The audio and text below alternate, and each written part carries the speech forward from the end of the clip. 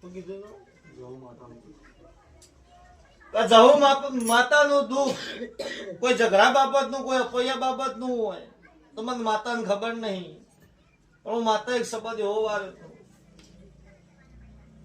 ભગત નવ દારા મારી જહુ ના 10મો દારો તમારો. આ 9 દારા બનતા બનતા 1.5 ફૂટની નાગણી થઈને આવો તો મોંચક જહુ માતાનો ઝઘડો હતો ને જહુ માતાનું દુઃખ હતું. હું વખરીની માતા બોલું શું કહું છું ભાઈ